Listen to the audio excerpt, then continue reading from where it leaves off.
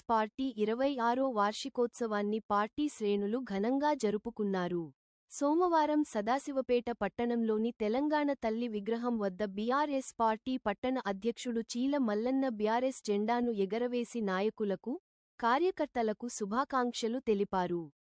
ఈ సందర్భంగా వారు మాట్లాడుతూ తెలంగాణ రాష్ట్ర ఏర్పాటు జరగాలని, ఉద్యమ నేత, తెలంగాణ రాష్ట్ర మాజీ ముఖ్యమంత్రి కేసీఆర్ బీఆర్ఎస్ను స్థాపించారని అన్నారు. మాజీ ముఖ్యమంత్రి కేసీఆర్ సారథ్యంలో ఎన్నో ఏళ్ల పోరాటంతో తెలంగాణ ప్రత్యేక రాష్ట్రం కల నెరవేరింది అన్నారు. రాష్ట్రం ఏర్పడ్డాక కేసీఆర్ నాయకత్వంలోనే అభివృద్ధి సాధ్యమైందని, 10 ఏళ్ల బీఆర్ఎస్ ప్రభుత్వం ఎన్నో సమస్యలను పరిష్కరించి, ప్రజల గుండెల్లో నిలిచిపోయింది అన్నారు. ఇప్పటికీ తెలంగాణ రాష్ట్ర ప్రజలకు కేసీఆర్ మీద నమ్మకం ఉందని, కేసీఆర్ మళ్లీ సీఎం కావాలని కోరుకుంటున్నారని అన్నారు.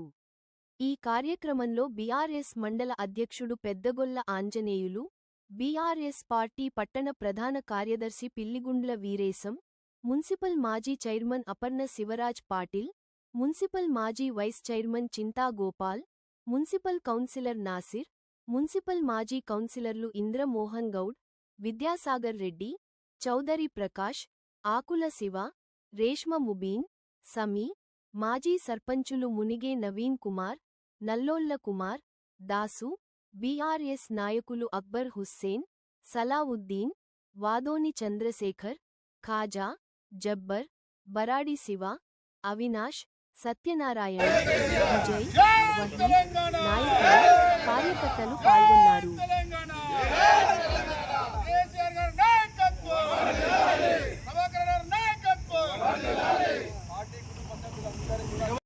తెలంగాణ రాష్ట్ర పార్టీ ఆవిర్భావ దినోత్సవం శుభ సందర్భాన సదాశివపేట పట్టణ కుటుంబ సభ్యులందరిలో హృదయపూర్వక శుభాకాంక్షలు.